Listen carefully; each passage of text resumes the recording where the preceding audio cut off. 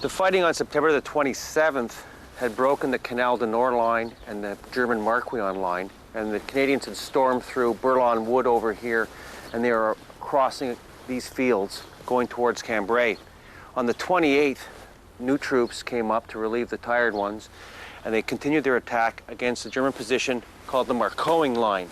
The Marcoing line was a trench system, not too elaborate, lots of barbed wire that ran from these villages across this little valley here and into these small villages that are really suburbs of Cambrai. From here, the Canadians could actually see Cambrai, and if you can imagine, on the 28th of September, from this church over here all the way across to the factory buildings on the Douai Road, the Canadians were assaulting on the German positions.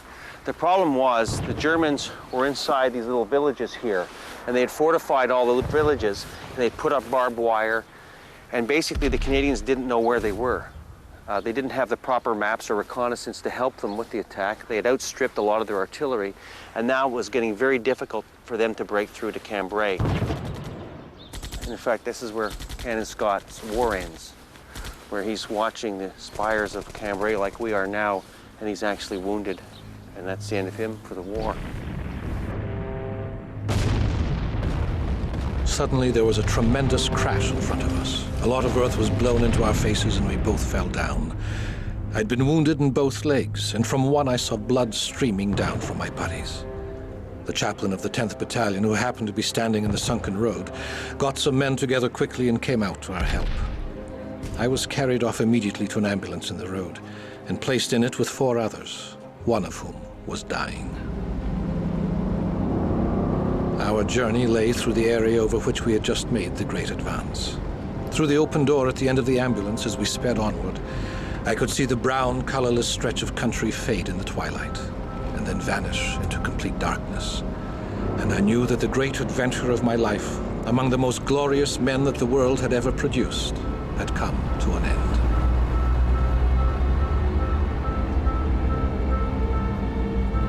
After almost 4 years sharing the troops' hardships and dangers, and giving comfort to wounded and dying Canadians, under fire and on every battlefield, Canon Scott's own wounds will keep him far from the action. The victory he had dreamed of, and which required the death of his own son, is just 40 days away, but Canon Scott will not be there to see it.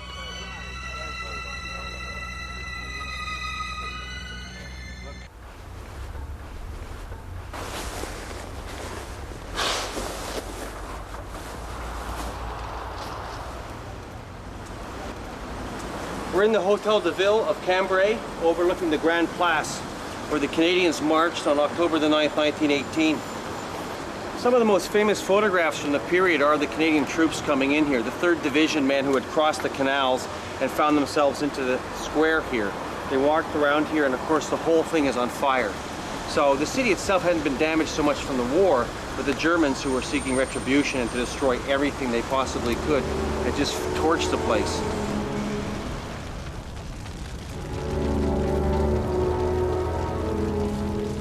Reaching the center of Cambrai, no one is more surprised than the Canadians that the Germans have abandoned the city, slipping away like thieves in the night. But the Germans had no choice. With the British Army closing in from the south and the Canadians from the north, the German command realized they were about to be trapped. With strategic Cambrai gone, even the German Kaiser Wilhelm II has to admit the war is lost. The torching of the city signals the beginning of the end for Germany. But the burning of Cambrai is just one act of cruelty amongst many. During their 4-year occupation of Belgium and northern France, the Germans have destroyed hundreds of villages, uprooted orchards, slaughtered livestock, forced populations of men and women into slave labor, and executed thousands of hostages.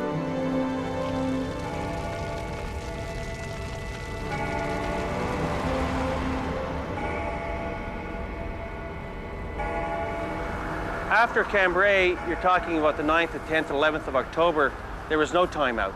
The idea was to stay on the heels of the Germans, don't let them build any more defensive works. Because if you give them time, they'll build another line and you'll lose another 10,000 men trying to get through it. So the idea was to keep the pressure up. So after Cambrai, and for the next month, month and a half, they just kept pushing them. In spite of the loss of Cambrai, the Germans fight a series of bloody rearguard actions, inflicting heavy losses. Battling ahead without rest, the Canadians thrust into occupied territory for the first time. Emile Seger, a professional cartoonist, now a fighting soldier, is in the midst of the Canadian advance.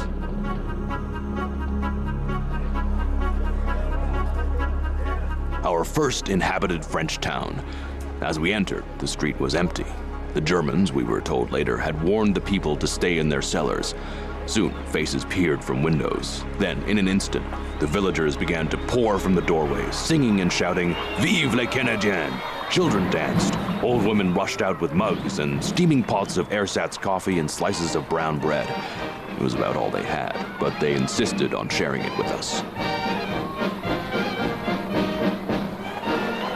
At Roule, the population who, only moments ago, had been liberated after 4 years as captive, were wild with joy.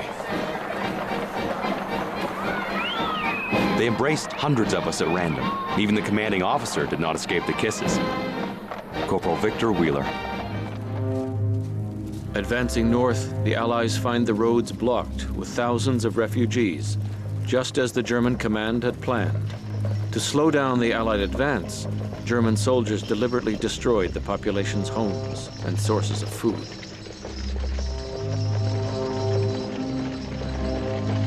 As the Canadians push further into occupied territory, they discover there is an ironic and dark side to their role as liberators. As thousands of German soldiers are captured or surrender, the Canadians are caught in an unenviable situation.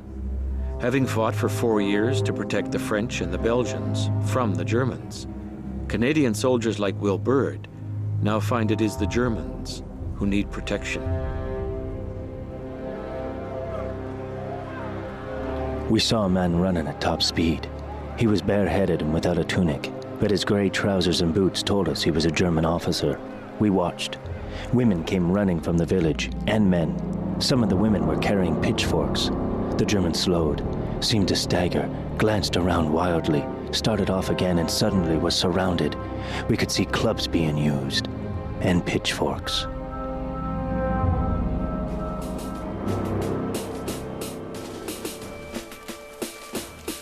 As the Canadians advance into Belgium, messages chronicling Germany's collapse stream towards Allied command.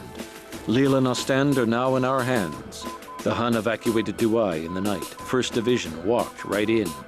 Zeebrugge and Bruges have been captured. Entire Belgian coast freed. For the Canadians, the last battle of the Great War will take place at the Belgian city of Mons. Suddenly aware that the war is almost over, each soldier begins to think of himself.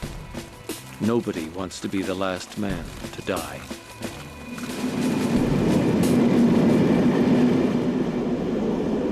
On the 10th of November, the 42nd Battalion, the Black Watch of Canada, including Will Byrd, arrived near Mons. They took over the positions just beside the city.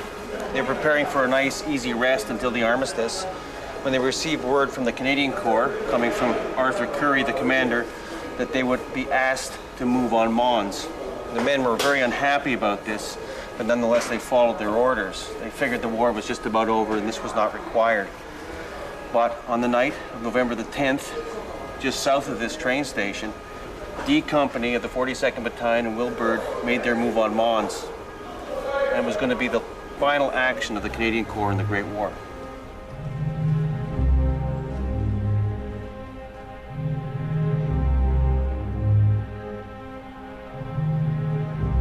In Mons in 1914, the British suffered their first defeat of the Great War, when the Germans drove British troops from the city. Now in 1918, with only 24 hours to go, Arthur Currie orders the Canadians to take the city and end the British Empire's war where it began. November the 10th, 1918, Will Byrd and Tommy, and the brothers Tom and Jim Mills, Will's friends of the 42nd Battalion he's fought side by side with for years, are camped just outside the city of Mons. They can hardly believe that the end of the horror is in sight. Bird. It was the voice of the company sergeant major, harsh as a whipsaw. Get your section at once. Battle order. We're going to take Mons. Tom Mills and his brother Jim are on their feet. The war's over tomorrow and everybody knows it. What kind of rot is this? The sergeant major's face was pale and set. He was not speaking in his normal voice at all. Orders are orders. Get your gear. 5 or 6 of the men were shouting at us to turn around and attack our headquarters. The officers, they said, were worse enemies than any German. So Will and his buddies have to fight their way into Mons, just hours before the armistice. And at dusk, Will Bird kills his last German. The Germans had set up their machine gun in the middle of the street. I lay on my side and peered forward. One German had his helmet off as if adjusting the strap. I shot the rifle grenade. It exploded at shoulder height over the machine gun. I went forward. 2 of the Germans lay as they had fallen. The third had crawled across the sidewalk and was lying there. The way was clear. The Canadians capture Mons, but in the last day, 38 Canadians die, including Tom Mills. Jim Mills is wild-eyed. He says he's gonna shoot whoever arranged to have his brother killed for nothing. He really means it.